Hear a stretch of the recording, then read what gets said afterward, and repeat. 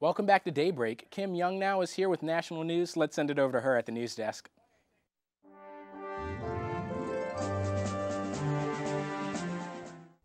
Thanks, James. A violent storm system ripped through 12 states last weekend. The system formed when warm air stretching up from Louisiana was met by a cold front, causing heavy rain, hail, and tornadoes. The worst of the storm hit Illinois, where hundreds of homes were damaged or destroyed, and Chicago's Soldier Field had to be evacuated during the Bears game.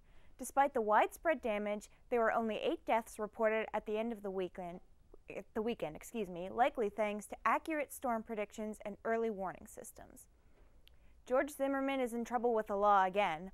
Zimmerman was arrested last Monday after his girlfriend, Samantha Seg.B, called 911, saying she and Zimmerman were having an argument when he broke a table and pulled out his shotgun. Zimmerman made his own 911 call, saying he did not pull out his gun and it was Seg.B who broke the table. At a court hearing Tuesday, Seg.B said that Zimmerman had tried to choke her about a week prior to the incident, and she feared for her life. Zimmerman is being charged with aggravated assault, battery, and criminal mischief. He was released from jail on $9,000 bond, but must wear a monitoring device and is forbidden from possessing guns or ammunition. Virginia State Senator Creigh Deeds was stabbed early Tuesday morning, apparently by his own son. Cree's son Gus was found dead in his father's home of what appeared to be a self-inflicted gunshot wound. Creigh had stab wounds in his head and chest, but was able to walk outside of his home and was taken to a hospital. Police have labeled the incident an attempted murder-suicide, but have not given a motive. Creigh Deeds was listed in fair condition. Thousands of people gathered on the Gettysburg battlefield Tuesday to commemorate the 150th anniversary of the Gettysburg Address.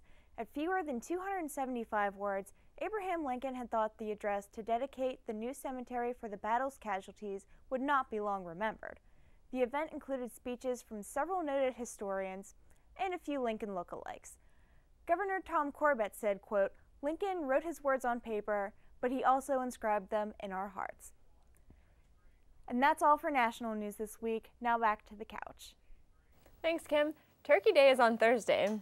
And Kelsie, Metzgar, and Jess Shannon are here now to remind us of the origins of that beloved holiday. Thanks, James. Each Thanksgiving reminds us of what we're thankful for. But do you know how it started? In the early 1600s, a group of people in England wanted to worship in their own way. The king controlled the Church of England, and everyone was ordered to go to the same type of church. The group of people who wanted to free the Church of England from the king's rule, making it pure, were known as the Puritans. To escape the role of the king and his church, around 100 men and women and children left their homeland with their dream of religious freedom. They sailed on a ship, the Mayflower, on a pilgrimage to the New World. These brave travelers, the Pilgrims, landed in Plymouth after their long 6-week journey. It was December 11th, 1620. The cold winter had set in, the land was strange to them, and nothing seemed familiar. The winter was long and cold and very hard for the Pilgrims. Luckily, Native Americans helped by supplying them with seeds and food, teaching them about their homeland, and giving them the skills needed to survive in a strange new land. The first year in their new home was hard for the Pilgrims. With seeds and plants received from the Native Americans, the Pilgrims planted crops and the fall harvest was a good one. To celebrate their good fortune, the Pilgrims had a feast of Thanksgiving. Many foods were cooked for the feast. Wild turkey, duck, and venison were probably served, along with fish, pumpkins, squash, corn, sweet potatoes, and cranberries. All of the Native Americans who had helped the Pilgrims so much during their first year were invited. Everyone had a good day of Thanksgiving, which lasted for 3 days. The harvest feast in 1621 is often called the first Thanksgiving. Over the years, the day we now celebrate as Thanksgiving became an important tradition in the United States, a day of giving thanks for all that we have. In 1941, President Franklin Roosevelt made Thanksgiving a national holiday. And from all of us here at Daybreak, we wish you a happy Thanksgiving. And now back to James and Joanne at the couch. Thanks, Jess and Kelsie. Coming up next on Daybreak, Vince Mediate will be here with your weekly weather report.